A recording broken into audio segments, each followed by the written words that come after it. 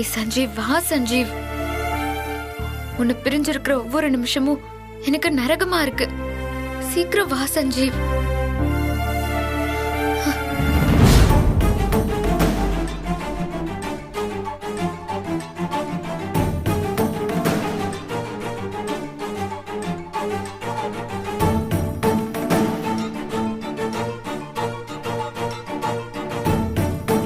Sreeja madam தான் எனக்கு பணம் கொடுத்து இன்ஸ்பெக்டர் ஜான்சியை கொலை செய்ய சொன்னாங்க என்பதை நான் மனப்பூர்வமாக ஒப்புக்கொள்கிறேன். இப்படிக்கு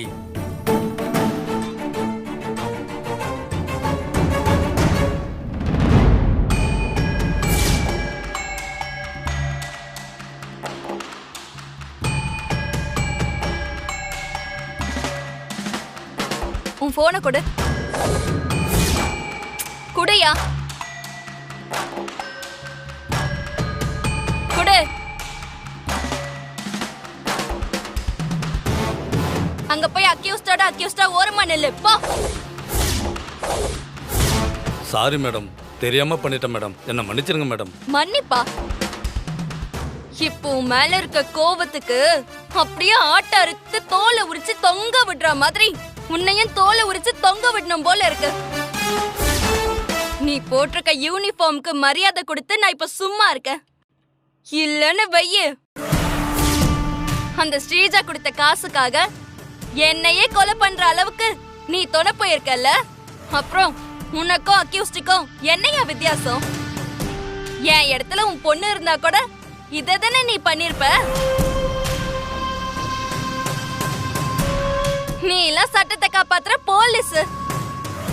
சி, என் கண்ணு முன்னாடியே நிக்காத, போ போயா.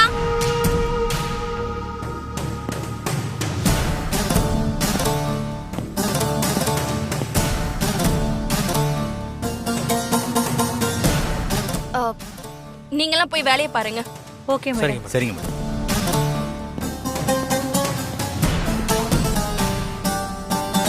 மேடம், நீங்க என்னை எவ்வளவு அடிச்சாலும் நான் வலியை தாங்கிக்கிட்டு இதையே தான் சொல்லுவேன். கோர்ட்லயும் இதையே தான் சொல்லுவேன். ஏன்னா நான் உண்மையை சொன்னா என் உயிர் போயிடும்.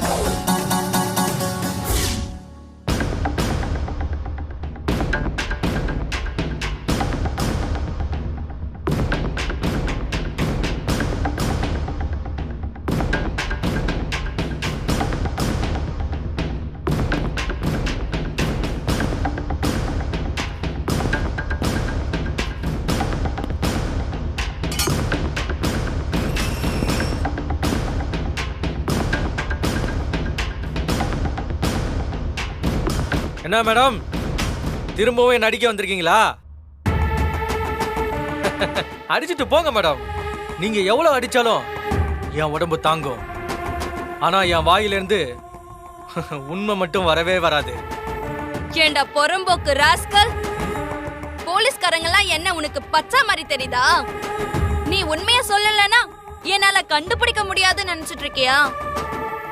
அந்த ஸ்ரீஜா தானே உன்கிட்ட பணத்தை கொடுத்து என்ன கொல்ல சொன்னது. எல்லா உண்மையும் எனக்கு நல்லா தெரியும். இத பார், ஸ்ரீஜா தான் என்ன கொல்ல உன்னை அனுப்புனான்னு நீ ஒத்துக்கணும். ஒத்துக்கிட்டு ஒழுங்கா நீ எழுதின மாதிரியே நான் எழுதின இந்த ஸ்டேட்மெண்ட்ல கையெழுத்து போடணும். போடலன்னு வையு, இப்ப நானே உன்னை அடிச்சு கொன்னுட்டு நீ பாத்ரூம்க்கு போகும்போது வழிக்கு விழுந்து செத்துட்டேன்னு கேஸ் முடிச்சிடுவேன். என்ன மேடம், மிரட்டி பாக்குறீங்களா?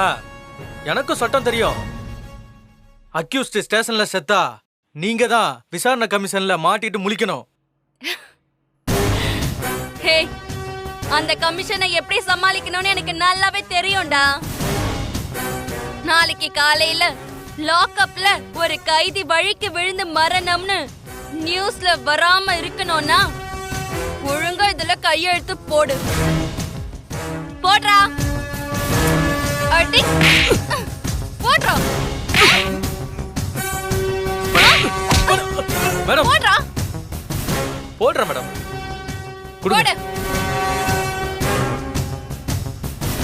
அது இந்த பேப்பர்ல கையெழுத்து போடு. போடுறாங்க.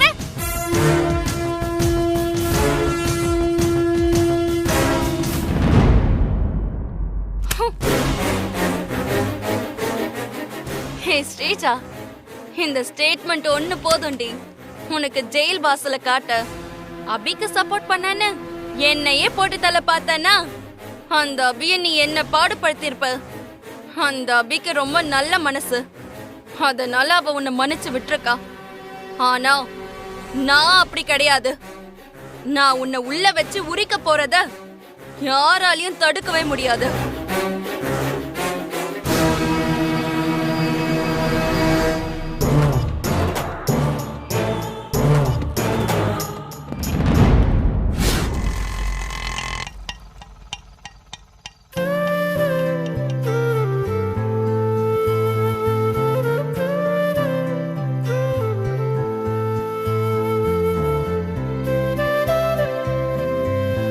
சரிப்பா, மா நீங்க வீட்டுக்கு போங்க, நான் அப்படியே கிளம்புறேன். என்ன கிளம்புறேங்கிற? வீட்டுக்குள்ள வா. ஆமாப்பா, வா வீட்டுக்குள்ள போலாம் வா. இல்லப்பா நான் வரல, நீங்க போங்கப்பா. என்னப்பா ஏன் கிளம்புறேன்னு சொல்ற? நீ பிறந்து வளர்ந்த வீட்டுக்குள்ள அப்பா அம்மா எங்க கூட வரதுல உனக்கு என்னப்பா தயக்கம்? ஓ, ஸ்ரீஜா இருக்கான்னு யோசிக்கிறியா? அதெல்லாம் இல்லம்மா, அபி இல்லையேன்னு தான் யோசிக்கிறேன்.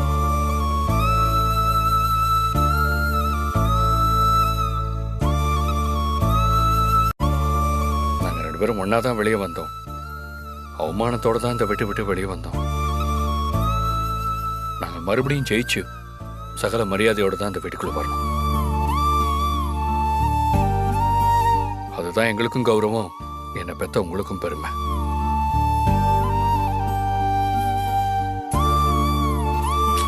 மா நீங்க ஒன்றும் கவலைப்படாதீங்கம்மா, அதுக்கு ரொம்ப நாள்லாம் ஆகாது. அபி ஸ்ரீஜாட்ட விட்ட சவால்ல கண்டிப்பா ஜெயிச்சிருவா. அதுக்கப்புறம் நானும் அவளும் கண்டிப்பா இந்த வீட்டுக்கு வருவோம். நம்ம எல்லாரும் ஒன்னா சந்தோஷமா இருப்போம். அந்த நாளை எதிர்பார்த்துதான்ப்பா காத்துட்டு இருக்கேன். ஸ்ரீஜா பண்ற அக்கிரமத்தெல்லாம் பொறுத்துக்கிட்டு வாழ்ந்துட்டு இருக்கோம். அதெல்லாம் கண்டிப்பா நடக்கும். நீங்க இப்ப எதுக்கும் கவலைப்படாதீங்க.